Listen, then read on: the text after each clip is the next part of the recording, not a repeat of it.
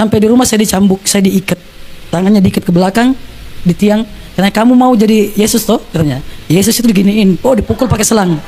Saya di selang segede yang seperti ini yang tebel, dipukul sampai badan saya biru-biru, berdarah-darah. Mami saya saya pikir mami saya mau tolongin, mami tolong. Enggak, ini papi tambah pukul, bunuh dia, halal darahnya diminum. Aku berkata kepadamu, kasihilah musuhmu, berbuatlah baik bagi yang membencimu, mintalah berkat bagi yang mengutuk, berdoa bagi yang mencacimu. Kalau pipi kirimu ditampar, berikan juga pipi kanan. Aku yang memilih kalian. Ya, namanya siapa? Shalom, selamat pagi. Oke, perkenalkan nama saya Rizky. Nama lengkapnya Fitriani Rizky. Fitri ya, Fitriani Rizky. Jadi saya kemarin tadinya dari kemarin Lebaran, sekarang Natal. Iya. Jadi saya mau menceritakan sedikit bagaimana Tuhan bawa saya sampai hari ini. Yang dulunya saya itu mau mati terus, bunuh diri terus kerjanya. Jadi saya lahir dari keluarga Bugis. Saya asli Parepare, orang Bugis. Kebetulan orang tua saya salah satu bangsawan Bugis. Ya. Tapi karena saya emang pribadinya salah, bukan orang tuanya. Pribadinya emang bandel gitu kan. Saya disekolahkan di pesantren dulu, jadi dulu saya berjilbab ya. dulu saya berjilbab gitu kan. Tapi karena pergaulan akhirnya saya jadi seperti ini yang seperti saudara-saudara lihat. Tapi ini sudah dihapuskan sama Tuhan ya. Tuhan sudah tidak melihat ya kan. Jadi bagaimana saya mengenal Tuhan itu ceritanya seperti ini. Saya itu dulu paling benci sama orang Kristen. Jadi yang namanya orang Kristen itu udah saya anggap kafir. Mohon maaf ya, gitu dulu. Jadi kalau saya udah dari kecil udah dikasih tahu jangan bergaul sama orang Kristen itu kafir gitu kan. Nah gitu. Jadi saya setiap ada orang Kristen pasti saya aku katain pasti. Nah akhirnya pada suatu hari Tuhan izinkan satu kejadian, saya kelas 3 SMP baru habis ujian, itu saya ikut balapan liar. Nah itu saya dulu joki, mantan joki. Nah di situ saya kecelakaan, kedua kaki saya patah, gigi patah, rahang patah. Nah di situ saya sempat nggak ingat apa-apa dan diponis sama dokter saya kena kanker otak di situ. Nah 1 tahun berjalan saya nggak bisa jalan, cuma berobat alternatif gitu ya Pak ya, alternatif. Akhirnya saya bisa jalan. Waktu pakai jalan pakai tongkat itu saya masih membara-bara tuh, masih pengen naik motor. Tapi papi saya almarhum baru meninggal kemarin. Pas ulang tahun saya meninggal. Ini papi saya yang mengucapkan salah satu, ada kata-katanya menyakiti hati saya, sampai akhirnya saya putuskan untuk bunuh diri. Karena cita-cita saya kan mau jadi polwan, dan kedua orang tua saya sangat berharap saya jadi polwan waktu itu. Sementara pada saat saya udah kakinya patah, udah cacat lah, udah nggak bisa dan nggak ada harapan lagi. Akhirnya papi saya berkata begini, kalau saya jadi kamu sudah seperti ini udah nggak ada harapan, saya bunuh diri. Karena hidup saya udah nggak berguna kalau seperti kamu. Seperti itu. Jadi pada saat itu obat yang di tangan saya yang untuk menyembuhkan harusnya 3 kali sehari saya minum semuanya. Pagi saya minum, saya pikir mau mati, tapi ternyata saya tertidur sampai besok paginya baru bangun lagi. Jadi seharian saya tidur, ternyata nggak mati. Jadi mulai saat itu roh bunuh diri itu ada dalam diri saya. Setiap ada benda yang kira-kira bisa membuat saya mati, saya bunuh diri. Sampai banyak sayatan di tangan saya, seringkali. Jadi sarung yang bisa buat jerat leher saya itu saya pakai. Sampai berkali-kali saya bunuh diri, kok nggak mati-mati gitu kan. Saya selalu bingung. Padahal yang sampai saya minum Baiklin, tahu Baiklin kan? Saya minum Baiklin, minum racun tikus, semua saya sudah minum. Sampai di rumah sakit, selang di sini masuk, selang sini. Dokter sampai bertanya, kamu berkali-kali ke sini, kenapa kamu? Ada apa? Saya capek Pak, saya mau mati. Kamu mau mati kalau Tuhan belum mau ambil, nggak bisa mati. Saya nggak ngerti juga. Kok Tuhan ini nggak adil sama saya? Tuhan jahat sama saya bilang. Kok saya nggak mati-mati? Saya ini udah bosan hidup, saya nggak mau hidup. Karena orang tua saya sendiri saja nggak mau saya hidup. Akhirnya saya pergi dari rumah. Akhirnya saya sudah sembuh, saya bisa jalan normal. Saya pergi dari rumah. Ketemulah salah satu dulu yang pernah saya katain orang Kristen. Dia temuin saya lagi nongkrong, saya lagi mabuk. Dulu saya mantan pecandu narkoba dan mengedarkan juga. Jadi masa lalu saya udah hancur lebur. Ini dari casingnya ya. Iya. Tuhan Yesus, makanya hidup saya yang Tuhan kasih sekarang ini saya nggak mesti sia-siakan. Iya, betul. Karena ini Tuhan sudah hapus semuanya. Iya. Dulu saya tidak diizinkan sama Tuhan mati, ternyata bukan Allah yang izinkan itu, tapi Tuhan Yesus. Tuhan Yesus yang izinkan itu. Tuhan Yesus yang tahan. Nah, kembali lagi, yang saya ketemu sama teman saya, dia bilang, kamu kenapa kok jadi seperti ini kehidupan kamu sekarang? Saya kan orangnya judes ya, ngapain sih kepo urusan orang gitu kan? Enggak, kamu cerita aja, gitu kan? Nah, saya ceritakan bahwa saya ini pernah divonis dokter tahun 2011, kalau saya tidak meninggal saya amnesia. Jadi saya bilang begini kan, saya pikir daripada saya tunggu tahun 2011, mending saya buru-buru duluan ya kan. Ngapain nunggu orang udah ditentukan mau mati, mending saya bunuh diri gitu kan. Tapi nggak mati-mati. Akhirnya teman saya bilang, kamu ada apa? Saya sakit, saya bilang gitu kan. Saya divonis dokter kanker otak. Kalau kamu percaya, kamu mau, saya ajak kamu. Mau kemana? Kita ke pendetaku yuk, katanya gitu. Kita ke pendetaku. Nanti di sana kamu didoakan. Nama pendetanya Pak Yunus. Akhirnya saya bilang, tapi itu sembuh nggak? Ya asal kamu percaya, kita kesana dulu didoakan. Tapi nggak masuk Kristen kan? Saya bilang begitu. Enggak katanya. Terus singkat cerita saya diajaklah ke pastori. Saya kesana, saya assalamualaikum gitu kan. Assalamualaikum, masuk. Saya nggak duduk, saya langsung, ya namanya saya orangnya ini kan gerasa gerusuk.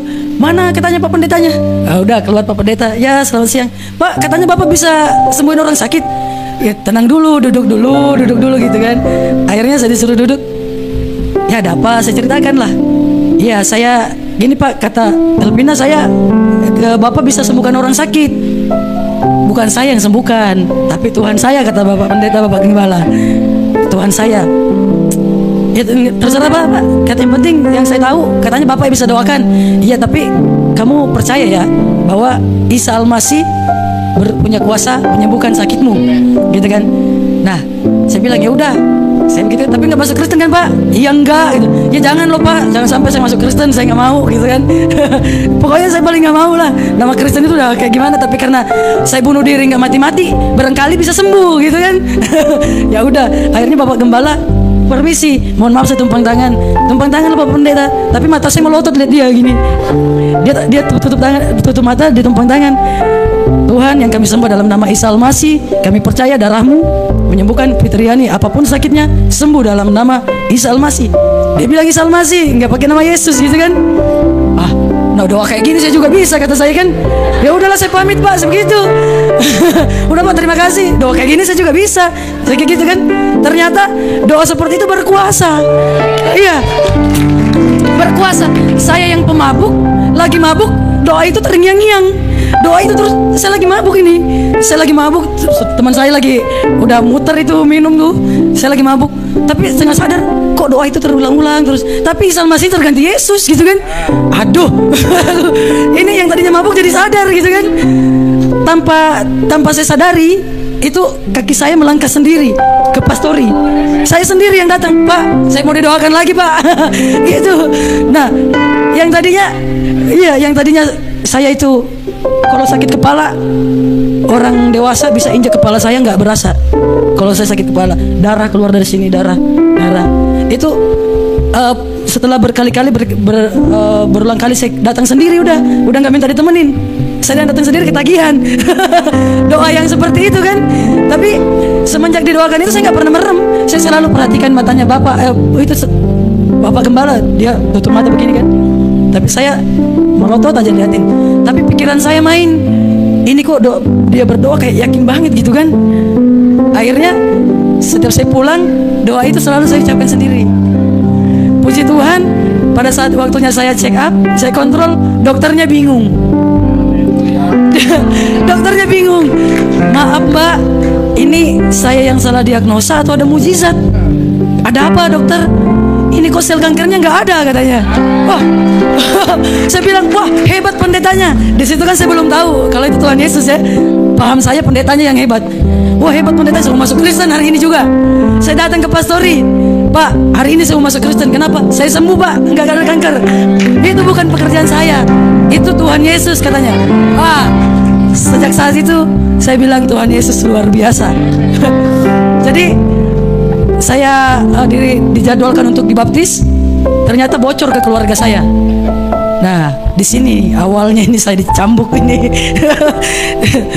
Saya dijadwalkan mau dibaptis, saya dipastori kan, karena biar saya nggak terlambat, takutnya saya nggak bisa datang, jadi saya nginep di pastori. Kebetulan dari mulut ke mulut terdengar lah, karena keluarga saya di Parepare, orang tua saya itu cukup terkenal ya. Kalau disebutkan namanya, apalagi di daerah pelabuhan, nggak ada yang nggak kenal.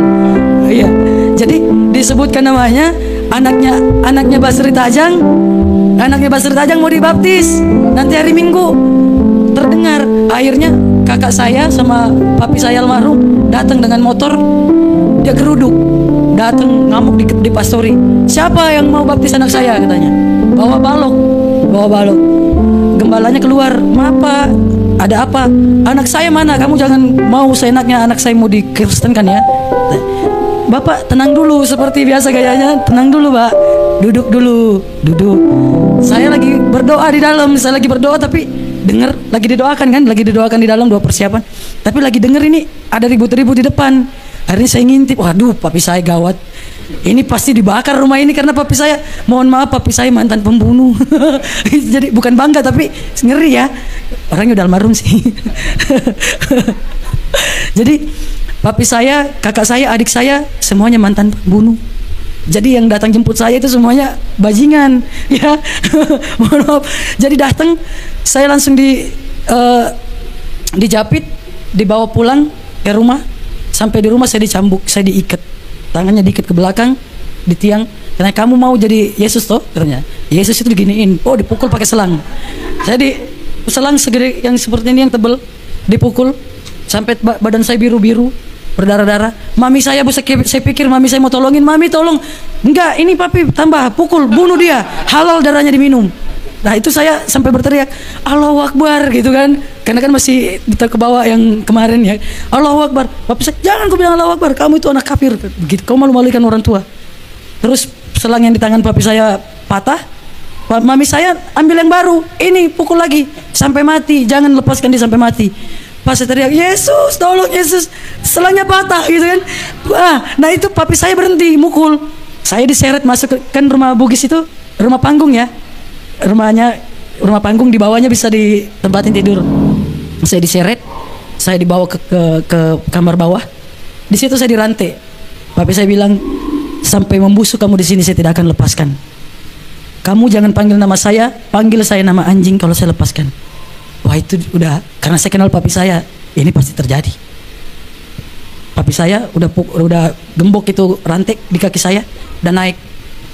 Terus di atas masih ngomel-ngomel, masih marah-marah. Mami saya juga masih manasin kan, masih jadi kompor. Jadi mami saya ini kompornya nyala-nyala, gasnya baru. Gasnya isi ulang. Masih baru gasnya. Oh, itu anak kayak gitu bunuh aja. Apalagi mami saya kan papanya guru ngaji. Di sekolah kan di pesantren malah jadi Kristen. Anak kurang ajar begitu kan. Akhirnya papi saya karena dia bilang sampai membusuk. Waduh. Saya berpikir pasti saya busuk di sini.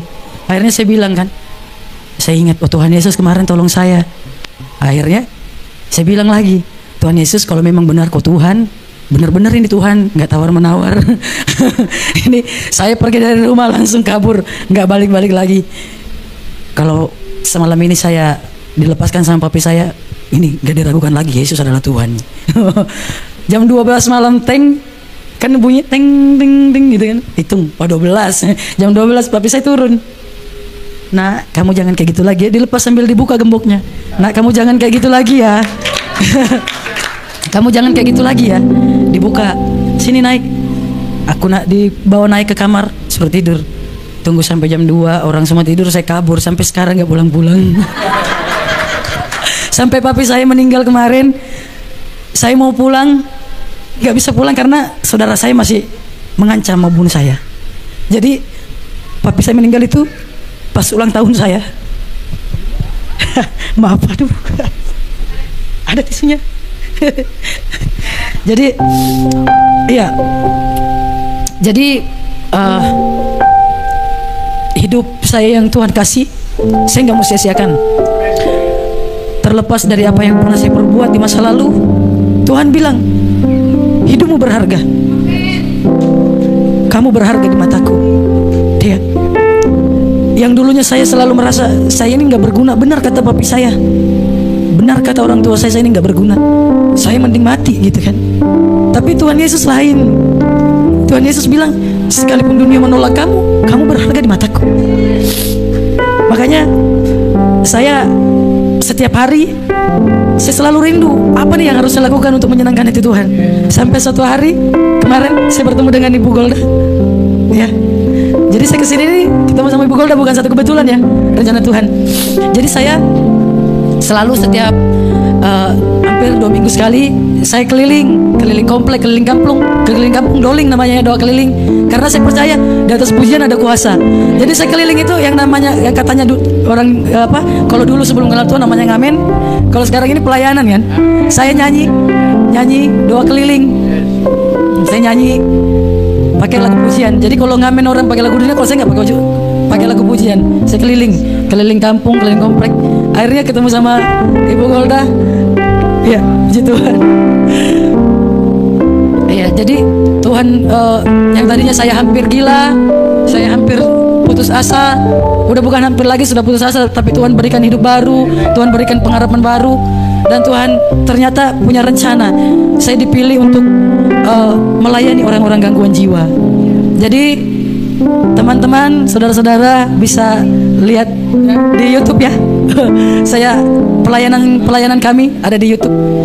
Nanti kalau ada waktu, satu tim saya juga semuanya dari seberang. Semua dari seberang.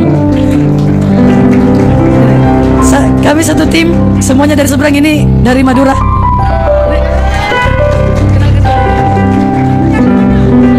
Betawi. Salam.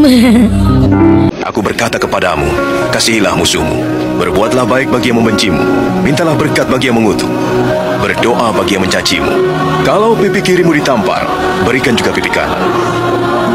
Aku yang memilih kalian.